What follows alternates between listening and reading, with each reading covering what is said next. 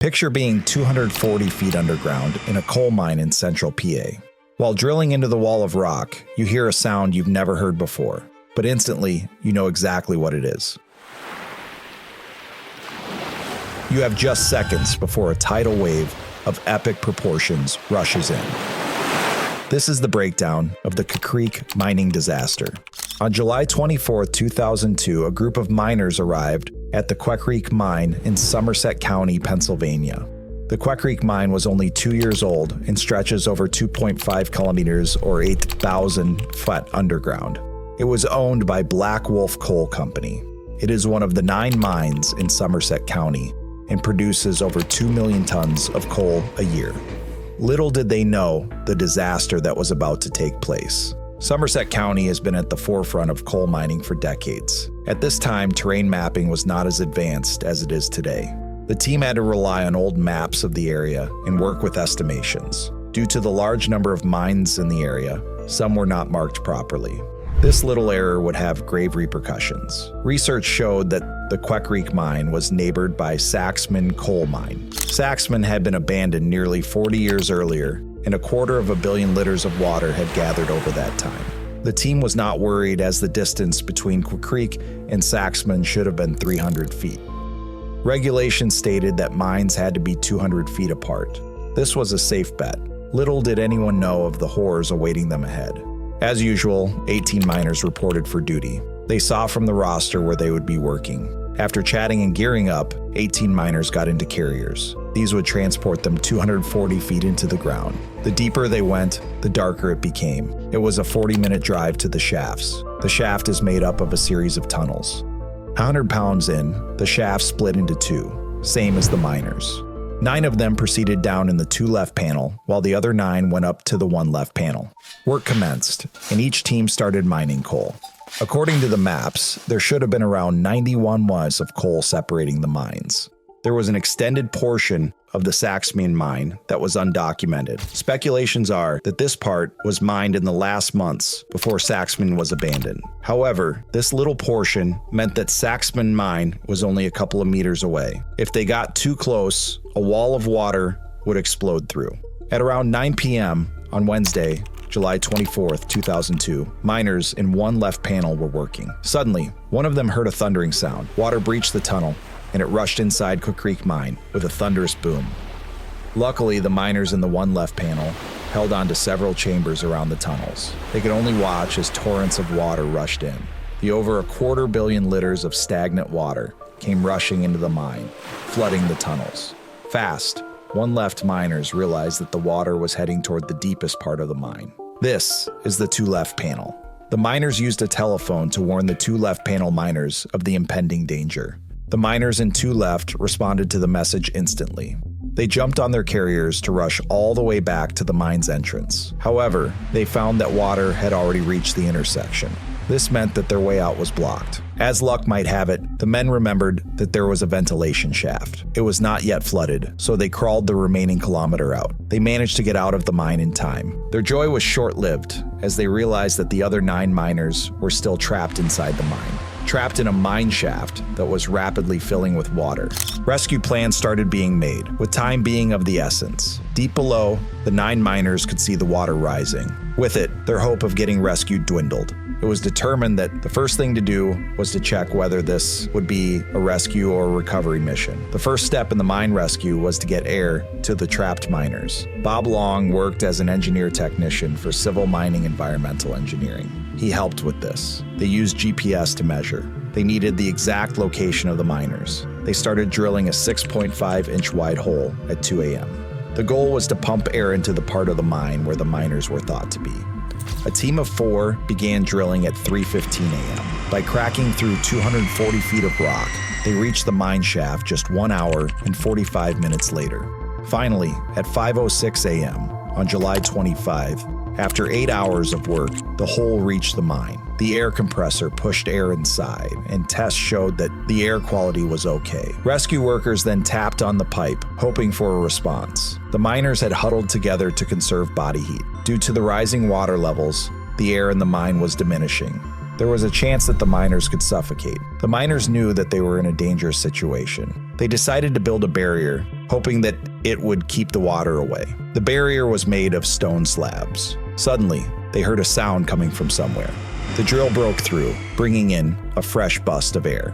This was quite a relief to the miners, as breathing was much easier. Above ground, one of the rescue team members heard some tapping coming from the mine. All the machinery in the area was shut off. This helped the rescue team receive 3 strong bangs in response at 5:12 a.m. Later, at 11:40 a.m., they got 9 taps back. There was cheer going around as the rescue team became hopeful. However, this hope quickly melted away. Reality sank in, and the rescue team struggled with an impossible decision. Unless something was done fast, the men would lose their lives, either to drowning or suffocation. On a positive note, the miners' exact position was known so rescue efforts could begin. They had to drill a hole large enough to fit in the rescue capsule. Despite there being so many drills in the area, none was big enough for the task. At this time, Pennsylvania State Police were guarding the site. They had informed the miners' families of the situation and would be giving updates soon. News reporters also stormed the area, giving the story worldwide attention.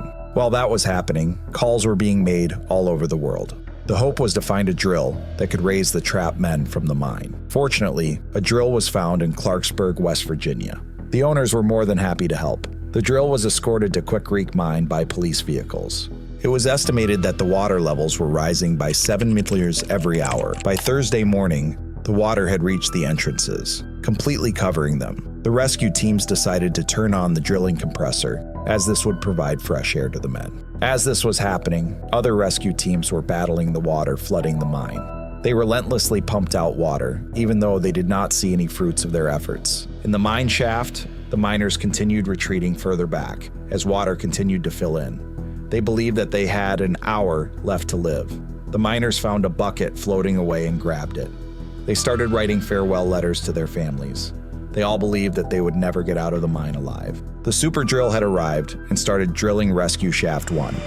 The miners could hear it, and they knew that something was being done to help them. On Friday, at 1:50 p.m., disaster struck. The drill stopped. The drill had reached 105 feet when a drill bit broke. A piece of the drill bit got stuck in the hole, so a special tool had to be made to get it out. Normally, this would take several days. Luckily, a large machine shop in Big Run, Jefferson County, managed to make the tool in just 3 hours. A National Guard helicopter brought the tool. The bit was finally retrieved from rescue hole number 1 at 4:09 p.m. on July 26th. The drilling equipment problem caused an 18-hour delay. The miners were worried, but Foley, one of the rescue team, said they would start drilling again soon. The miners' families were briefed about the rescue efforts when they visited the mine. Governor Mark Schweiker visited the site that night. He said they were doing everything possible to save the miners. People from all over the world reached out with calls, emails, and prayers to support the rescue. At this point, there were 2 big worries. First, if the miners were rescued too quickly, water might rush in and drown them. Second, there was a risk of the miners getting sick. This was because the air pressure underground would be different from the surface. This is called decompression sickness. To get ready for these dangers, they made an airlock for the top of the escape shaft. Also, they brought in 10 portable chambers to help treat any sickness. Drilling went on until 1:38 p.m. on July 27th. Then they stopped to put in the airlock and lower the water level around the mine shaft. Drilling started again at 4:45 p.m., but at 8:11 p.m., there was a problem with the airlock, so they had to fix it. They finished repairing it at 8:58 p.m. and resumed drilling. By 10 p.m., the water level was at 1827.92 MSL. The drill finally broke through into the mine at 10:16 p.m. at a depth of 239.6 feet, which was lower than the mine's entrance. They were also drilling a second hole, just in case. By 7 a.m. on July 27th, it was 160 feet deep, but at 1:31 p.m., the drill broke at around 204 feet deep. They were fixing it when the first hole broke through, so they stopped drilling. After the rescue hole broke through into the mine, rescuers tapped on the drill steel with a hammer. They heard a faint response from the trapped miners. The miners took turns walking down the passageway every 10 or 15 minutes.